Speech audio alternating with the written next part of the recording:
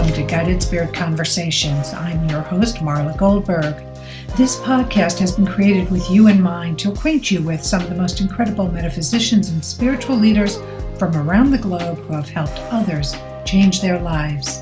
In this interactive hour, you will be offered insights and techniques to help you make a difference in your life. Don't forget to subscribe to the show on your favorite listening platform. And here we go, on to the show. Hello, everyone. How are you doing today? It's me, Dr. Marla Goldberg. Well, I have a lot to cover. I have a lot to talk about. I have a lot of announcements to share. So this show is a part of my path to self-love.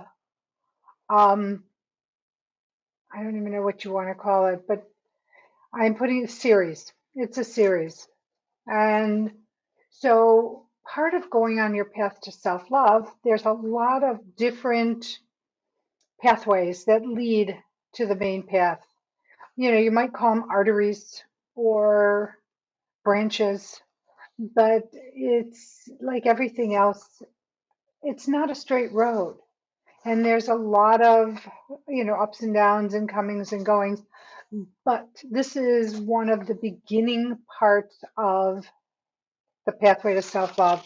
And I am giving you a little piece of a workshop that I'm putting together because I want to share this with you. I find it important.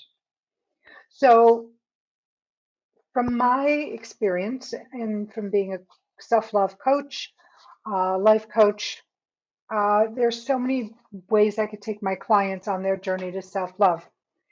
And one of the beginning ones is about releasing repressed and suppressed emotions and energies. And why is that so important? Well, first of all, many of us are ACEs, ACE. We have experienced adverse childhood experiences. And I can't believe that there's one individual out there that has not had one adverse childhood experience. And it can happen through, yes, of course, parents, grandparents, aunts, uncles, siblings, friendships, authority figures of other kinds, religious figures, uh, especially if you go to a parochial school when you were younger.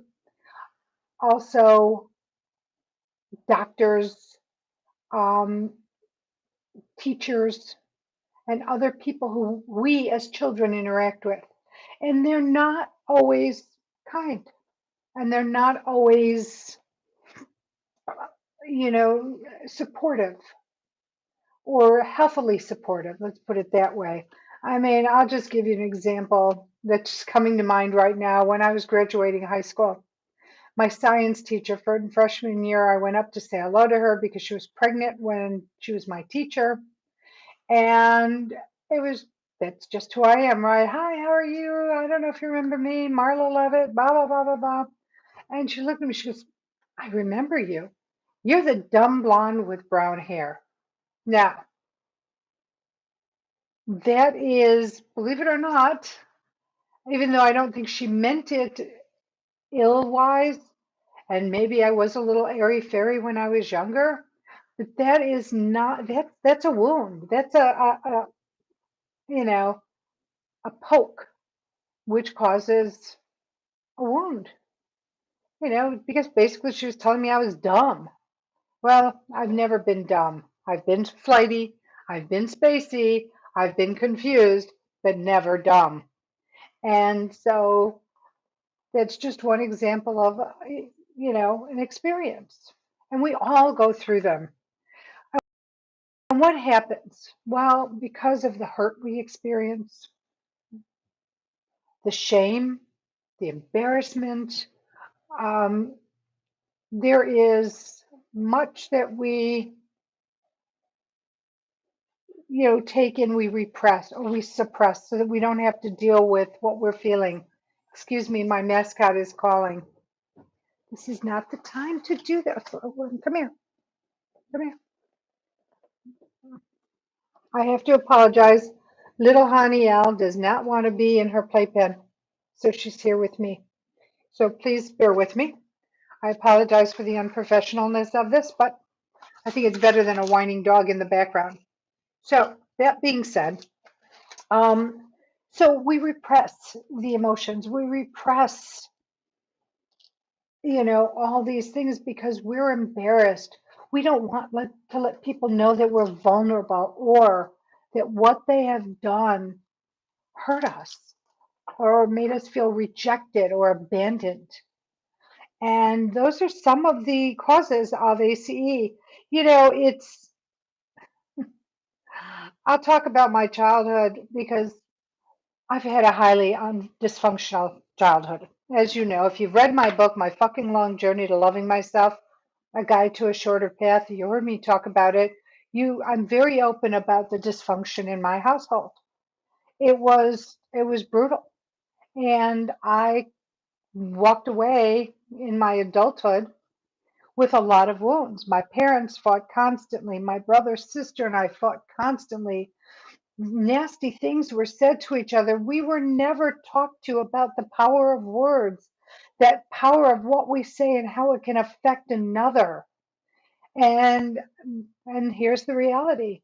By affecting, so if I said something horrible to them, um, who knows what if they use the same nasty words or mean things to say to somebody else. And it just ripples on how it affects people. And it affects how people do things moving into adulthood, decisions that they make. And that's another avenue I talk about is choice. Um, which I'm not going to get into now, but I'm going to continue down this path about, being wounded. We are walking wounded warriors, each and every one of us, to one degree or another, and how it affects us. Um, so I'm going to go back to my childhood. I mean, I knew I was unhappy. I just didn't realize that this was not a normal thing the way I lived my life. I thought everyone lived their life that way. And a lot of people did, or worse, and a lot of people did not um, have those wounds, did not have those issues growing up. And how it affected me, oh, and then not only what went on in my home, I was bullied. I was one of these individuals that was traumatically bullied. And it was horrible. I would go to the library and I'd come out and I'd get surrounded by a group of gals and I'd start being pushed and they'd start calling me names. They'd surround me. It was scary. It was scary because I was alone. It was scary because there was nobody coming to my defense. There was nobody coming to help me. And it was scary because I didn't know what was going to happen. And I felt shame by it. I felt rejection. I felt confusion. I couldn't understand why I was being picked to be bullied. And I know many of you, especially with cyberbullying and things like that, don't understand why you're the chosen one or one of the chosen one. Why people are coming after you. What did I do to deserve this? And it's humiliating and there's a wound attached to it and you feel like a loser. I was never a loser and it was really never about me, but I didn't realize that it was about them because I had no one in my life helping me through this situation.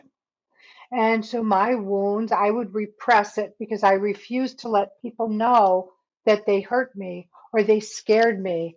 And so I would put on my bravado. And in that bravado, I would again push everything down so I wouldn't let anybody know how it was affecting me. You've heard me use my phrase, the Scarlett O'Hara effect. Because in Gone with the Wind, where Scarlett O'Hara kept saying, "Fiddly dee, I'll deal with this tomorrow," that's a way of repression. They don't, in the movie, there's a lot of vows made, but that's not the point of this conversation. It is about um, how you're affected and how it affects your life. So let me share with you some causes of becoming an ace. Verbal, physical, sexual abuse, neglect, alcoholic parents. Because when parents are alcoholic, they're not there. When they're drinking and numbing themselves, they can't be there for you. They can't be there to guide you, to help you, to give you really focused, clear headed direction. There's abandonment. There's mental illness of a family member. Because again, when somebody is, and when I say mental illness, it could be mental challenges, it could be depression, bipolar, schizophrenia. Those are just a couple of borderline personality, narcissism. And those are some areas of mental challenges, mental illness that really affect other people. There's abandonment. There is severe childhood illness. So some children who are highly ill, and I'll tell you a story about a colleague of mine was talking about a gal, a young gal. I think she's 13, and she has anorexia, and she has issues with hurting herself, cutting. And she was sent to a facility, to a hospital. The problem is the way she was treated at the hospital. I don't know if she's still in the hospital or not. I haven't heard subsequent stories about her, but the way she was treated, she was punished. Things were taken away. And so not only was she wounded enough to be anorexic, to try to control her life through anorexia and hurting her life, hurting herself, but then you go to a facility that's supposed to be helpful and supportive, and she's cutting. And she's punished because she won't eat. Then they're trying to force her to eat, and they're threatening her, and they're removing everything out of her room. The things that she enjoys, like it might be drawing, or it might be um, drawing, or it might be listening to podcasts, whatever it is. They take it all away, so she has nothing. Now, there are punishments like that for reasons, but when you're trying to get someone who's highly wounded to start eating or start complying, there are ways of doing it. My personal feeling, though I'm not a medical doctor and I'm not a mental health doctor, but that wasn't working. It's not working, and all it does is make her angry, and it makes her resolve stronger. So I'll show them and continue to stop eating.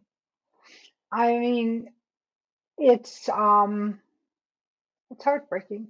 And this poor young child, because she's still a child at 13, um, she's going to take not only what brought her to that hospital with her, but what happened at the hospital. She is going to take that into her life, and it's going to affect how she sees things and how she makes decisions. Learning disabilities are challenging and contribute to adverse experiences, extreme bullying, being a refugee, natural disasters, and the list goes on and on and on. I don't think that's a complete list, but those are, I would say, the top, how many I mentioned, 10, 15. Anyway, so what happens when all these things happen? You keep pushing down and suppressing because it's really hard to face things because you start believing the things people have said and done to you. You're a loser, you're this, you're that. But you don't want them to know. So you push it down instead of dealing with the emotion and crying and screaming. Some of you may do that. I know I was not one of them. Actually, I became one of these people that even though I find crying to be so cleansing and I find it to be so cathartic, I find it, I still repress things because I felt shame. I felt rejection. Um, it hurt my heart. And I couldn't, and here's the thing, if I was one of these people that, came out with my fists up with everyone and was really confrontational, but that wasn't the child I was. So for me, it was like, why is this happening to me? And no one could explain it. And to top it off, I would talk to my mother, and my mother was so ill equipped to give good, solid, supportive guidance that it only added the fuel to the fire that I was dealing with. And I don't blame her. She just was ill equipped, as was my father. And you can tell by how we were raised, right?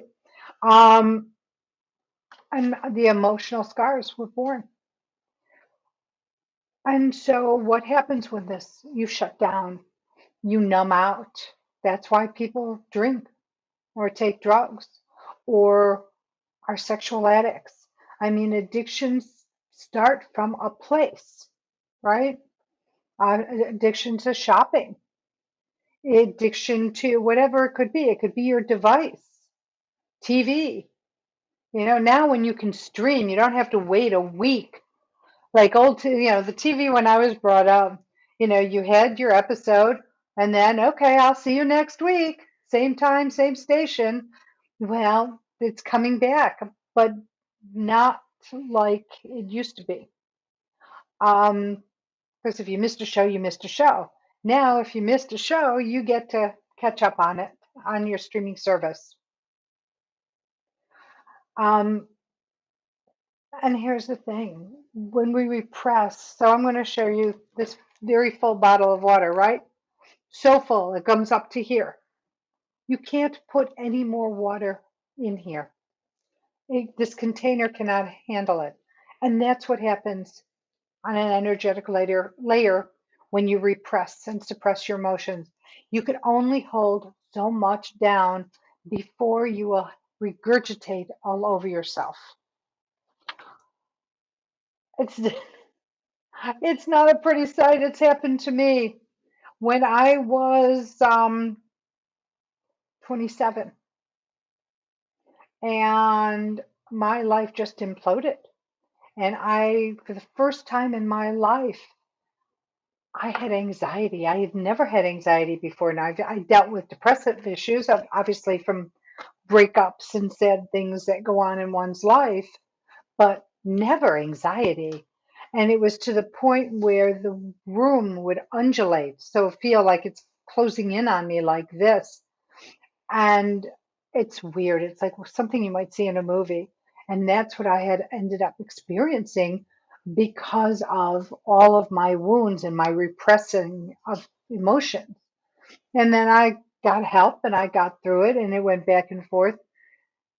But later on in life, um, when I started going down my spiritual path, is when I learned the tools and techniques that I needed to start getting it up and out. But I want to digress. I want to go back to um, abandonment, because abandonment is huge. This abandonment and rejection are very similar in how it affects one. So this is how it happens in when you become an adult, based on the repression and not dealing with these issues. So with abandonment and rejection, what can occur is that quality of relationships. And this is big because so many of us are not taught how to really maneuver relationships, right? So people with abandonment issues, and I had an abandonment issue, or many abandonment issues. And this would happen to me, and I know it's happened to many people because I have clients that talk to me about these things. So it's getting attached too quickly in a relationship. Now, it doesn't have to be a romantic relationship. You can cling on to friends, and you could start, um, excuse me, someone's chewing my microphone, cling on in relationship. So you can become very needy in relationships, both friendships, professionally, romantically. Or you go the other way. You don't want to be committed. Or you might attach to somebody, but yet be afraid of committing to a relationship with them, or you don't want to get attached. You have a lot of room between yourself and another. You just keep everyone at arm's length, or you stay in relationships that don't serve you. You stay in them way past their expiration date. You don't leave them, or you distrust. You don't trust people's motives. You don't trust what people are looking for from you, and because or you don't trust that someone won't cheat on you, because cheating is a big thing, um, in terms of putting fuel on fire of people who are wounded. There are feelings of jealousy, or you become highly suspicious. You have separation anxiety. Somebody goes away for a period of time, and it's like, oh my God, my life is ending. What am I going to do? Uh, this is part of the wounds from abandonment and rejection. Become hypersensitive to criticism. It's hard because it paralyzes your life. You start blaming yourself for everything you take. It's like, oh no, what did I do? It's my fault. All these things. And this is what happens with repression and suppression. And they bleed into your daily life, into your ability to make really thoughtful choices. It bleeds into the ability to have critical thinking, um, to be able to think critically. Those are the things that happen. And okay. Um, and again, I stated I'm not a medical health issue. I mean, a medical health doctor. I'm not a mental health doctor. But from my personal experience, from the experiences of my clients, I can come and talk to you about that. Um, but I will tell you, you can go to a mental health professional. They have a technique called EMDR, which is powerful for helping to work through these wounds that we have. I've done it, as well as many other therapies. But what I learned is there are other ways to let go of these things, which I call release by exertion. That's one of them. That's one of my favorites. And I will tell you that when I learned about this, I went out, and this is a mini version. I went out and I bought a Nerf bat, a plastic bat, child's bat, not an adult sized bat. And I'm going to make this caveat because it's really important to hear this. This is never to be used on an animal, a child, or another individual. This is strictly an exercise to use on what I call a soft surface, a mattress, a healing table, a sofa, an overstuffed chair. And you take this and you go to this soft surface and you start swinging, and you swing with all your might. It's so funny because I was doing this on my healing table in my basement, and I was so frustrated and I was so angry and I was so hurt. And I went to town, and it was a plastic kid's bat. And I whapped my table so hard that the bat split in pieces and went all around my healing room. I was picking up lots and lots of pieces. And so, um, what happens?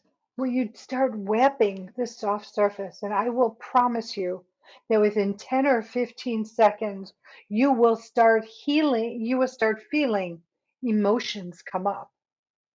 Great. You want the emotions to come up, and you keep hitting and hitting and hitting. The most important thing is you have to let these emotions out, and they can come out with tears, wailing tears, screaming. You might put down the bat and start actually using your fists to start pounding on that soft surface, on a pillow, on a mattress, on a healing table, on a overstuffed chair. And you might start hitting it and screaming. Whatever works for you is the most important thing. Because you need to get this up and out.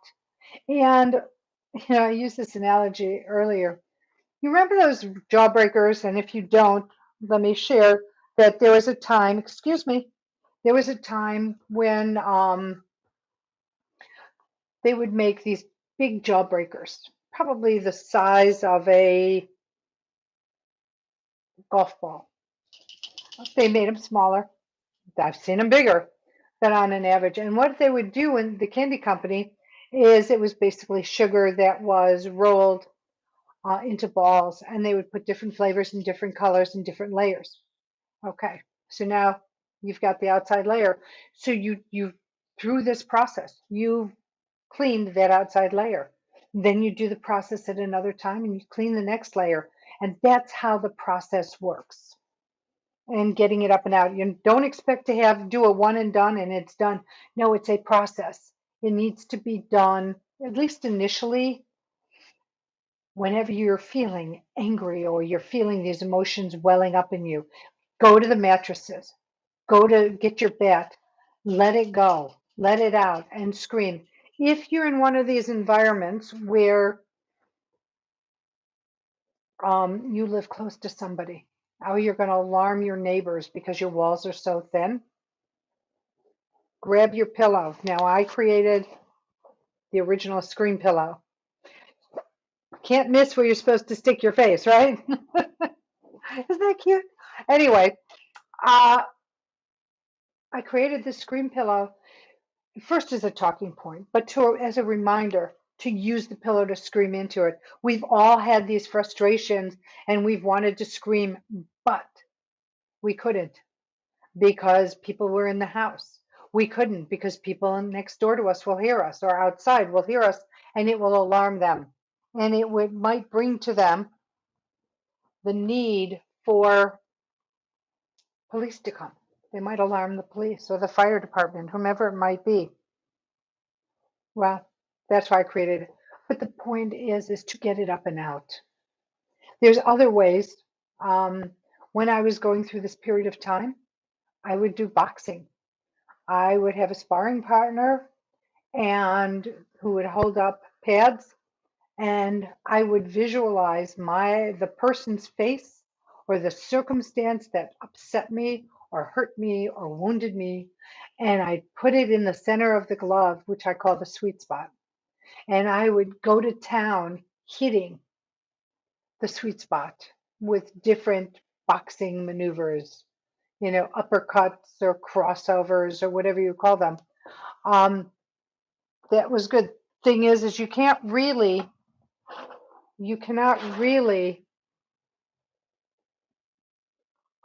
scream and cry unless you're truly in a safe and private place.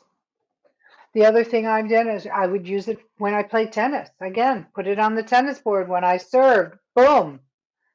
I didn't cry or scream, but it was a release nonetheless. Um, I have a friend who lives in the woods. Her house is on stilts. And what she would do when she would get angry or frustrated is she would go to the dollar store and buy very cheap dishes. And because this wouldn't hurt anyone or anything, she would start swinging the the dishes off her balcony, off her back porch. And she would, excuse me, sorry, she would start swinging, flinging, that's the word I'm thinking of, flinging the dishes and the cups and the saucers off the balcony. And she would start flinging it. And it does give you some feeling of satisfaction. Other things one can do, well, journaling. Not only is journaling great for so many things like forgiveness, but it's great to get these emotions out because you can just find a safe place to um, have a safe place to Write all of your about your hurt and your anger and your feelings about what's going on. Excuse me. I'm sorry, my baby. And I'm sorry if this is unprofessional. This is an anomaly, but my husband's in Korea, and so she's with me. Um, Going back to this, here's the thing. Writing is so cathartic. Writing, getting it all out. The second part of writing it is burning it. Now, there's some things I'll say shred it, put it in water, watch the ink roll away. But in this particular case, when you really have a lot of toxic emotions and feelings going onto the paper, burning it and setting the intention that when you're burning this, all this toxicity, all these energies and emotions will now go and dissipate as it goes into the air, as it turns into smoke, and then watch it go. And what's really cool is if you have like a fireplace or a chimenea, uh, it's so cool. And you watch it and you do this at night, you will see the paper or the ash turn into figures, faces, things as it burns. It's phenomenal. So I definitely suggest you do that. Um, Meditating. Find a meditation that leads you to your guides that could talk to you to help you and help you process out and possibly even explain to you why what you experienced was necessary for your growth. You know, meditation is so powerful on so many levels, but knowing that you can really find out from the other side reasons to reasons to um,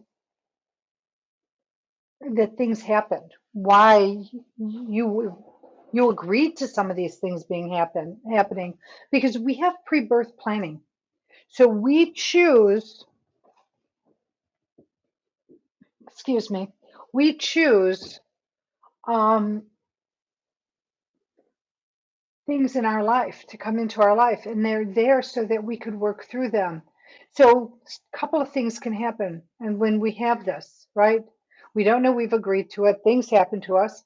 Well, we can let it rule our life and control us and keep us limited and living a very limited life, feeling like you're stuck and you'll never change. Example, I had a friend who would constantly come to me and talk to me about how broke she was. And the word she keeps saying, I'm broke, I have no money, I'm broke.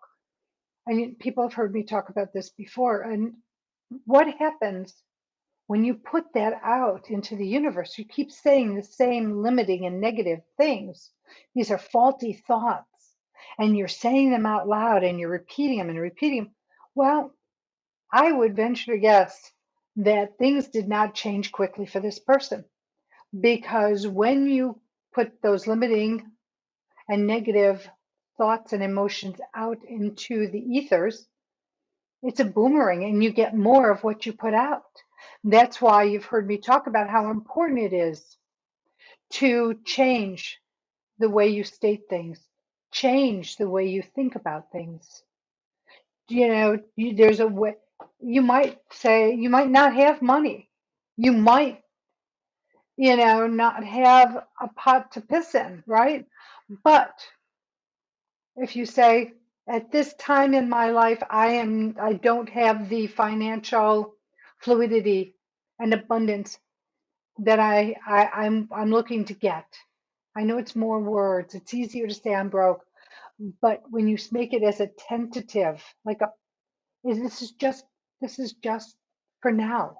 It's not my path for always. Things will start to change. Does anybody have any questions out there that I can answer for you about this? Because I know that there are questions that come up when things this kind of topic is brought to light, and I just want to make sure. make sure you have this. Um, I am trying to think of some other ways to talk about this. So what I want intentional movement is another way of releasing. Dancing, yoga, qigong, breathing. There's fire breathing. Oh my God. So when I went to my first mystery school, we would have to do what would be called, it's a movement meditation, but it was done for an hour.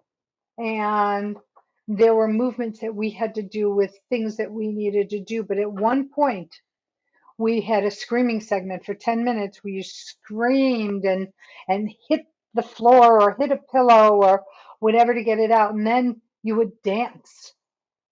And you would dance for 10 minutes. You would do ecstatic dance and you would just move to the music however you wanted to. It could have been done in a very fluid and graceful way. It could be done in a very staccato kind of a way, but you would move. And then it would lead into 10-minute meditation. In yoga, it would be your asana. I'm sorry, not the asana, the savasana, where you would be in your corpse pose and you would just lie there and you would be quiet in a meditation for 10 minutes. And all of that was put into a 1 hour meditation. These are some of the elements I'm talking to you about because it's powerful to getting the stuck, the repressed, the suppressed emotions up and out of your system. And it's incredibly powerful. It really is. Have you ever done automatic writing? There are books on it. It's pretty simple. And what automatic writing is just that. You write not what you're thinking. It's not something that is consciously done, but you go into a meditation and you have paper and pen near you. And this is not a long thing. You can just take some slow, deep breaths. You get grounded. You set the intention that when you open your eyes, you are going to receive information or guidance on, and it could be, why did this happen? Or how to remove this? Or, you know, my emotions are getting in the way, or my repression is getting in the way of my life. Why? What can I do to offset it? And then you open your eyes, you pick up the pen, you don't think, you don't edit, you don't judge, you just write. And if you don't have anything coming out automatically, start writing. I am automatically writing. I am automatically writing. I am automatically writing. And all of a sudden, you will start writing sentences and sentences and sentences. And you will start um, really just loading on that paper that's in front of you. And again, leave it be. When you're done with that segment, leave it be. Leave it, just sit with it. And then, after you've eaten, taken a walk, whatever it might be, go back and read what you wrote because you will find that Spirit has given you very, very powerful information and understandings on what's going on, ways for you that's personal to you to release it. And maybe there's something that I haven't shared with you in this conversation that they're going to tell you to do. Maybe they'll create something new. I don't know because it's all personal. It's like a fingerprint. It's like a snowflake or a crystal, right? It all has its own stuff. Then you just allow your process to happen for you. I'm going to take a break right now. It is charity shout out time. And so the charity that I'm supporting today in my podcast is St. Jude. I wanted a charity for children, and St. Jude is international. Though they're located in Memphis, Tennessee, where I used to live, St. Jude is, I mean, what a beautiful gift to give a sick child. A place to heal, a place with cutting edge technology, a place where they don't pay a cent. The parents don't pay a cent. They don't pay for their travel, their room, their board, nothing. Because the most important thing that when the Thomas family started this, Danny Thomas, the actor, started this, was for the children to heal and for the parents to be able to be there unburdened by worrying about how they're going to pay for whatever it is the child is going through. So please check out stjude.org, see how you can be of service for them, whether it's donation of money or you can find another way to donate, even if it's to help them promote the organization. But there are many ways that we can help. So thank you for that. Okay, I want to see what else I can talk to about this subject. I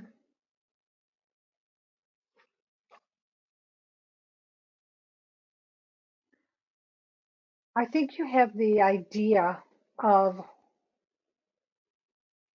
ways to repress. You know, when you repress this, it can also manifest, come through. Not only it's some of the other emotions or the ways that I talked about, but when you repress, it can start to affect yourself physically. When you're angry and you don't heal the anger, you don't work through the anger, it can hurt you physically. So we have 7 layers, energetic, 7, 8 layers, energetic layers. And what happens is when you get ill, when you have disease, what happens is it comes through the furthest layer and we get holes and rips and tears, so it's able to get through the various layers until it affects the physical body. It can affect your heart. I have a family member who does not deal with, her wounds. And at 34 years old, had to get a stent in her heart. It can turn you into a manic depressive. It just can, it can manifest in so many ways. It can manifest as cancer.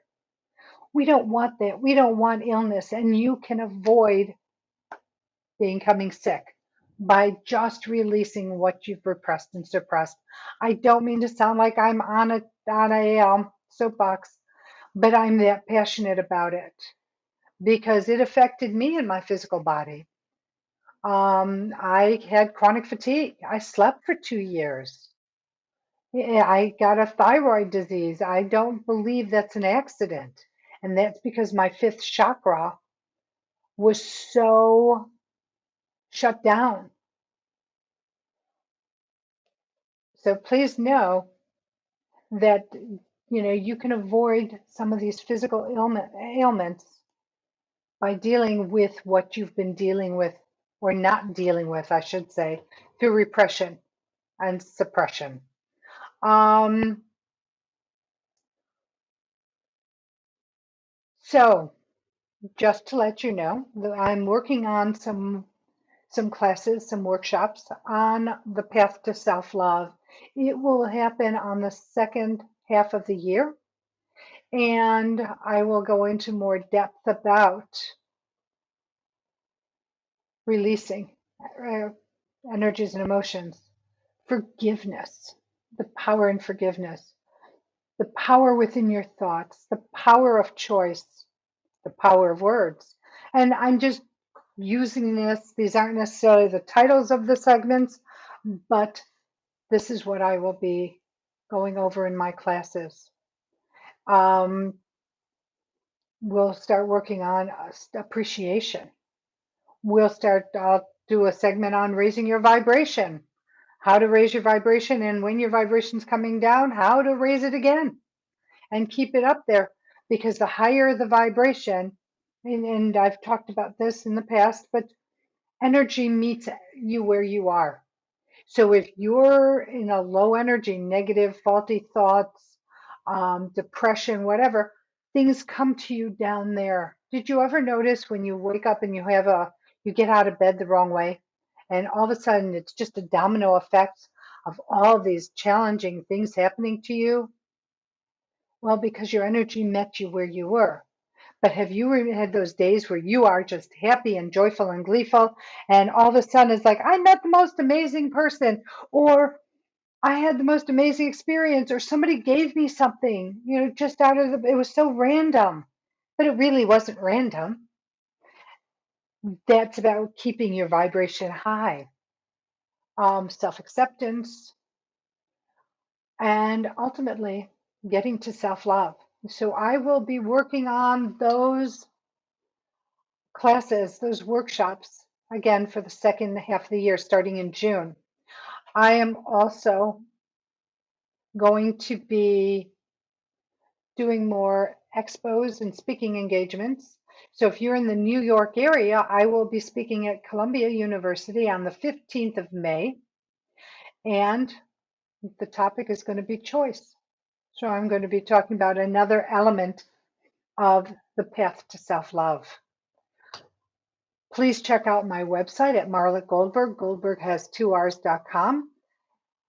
I offer complimentary 20-minute consultations.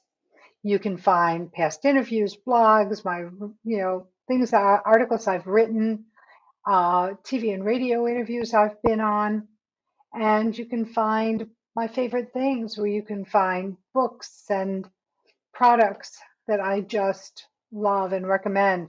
Many are from my past guests, um, because I love what they do, and I want to honor their writing by putting them on my favorite things because I like them. I support them. So please check that out. Marla Goldberg. Goldberg has 2Rs.com. Next week, I have Sally Crow, or Sally Crow. I'm not sure how to say her name properly, but Sally Crow is a natural psychic medium. She is a druid.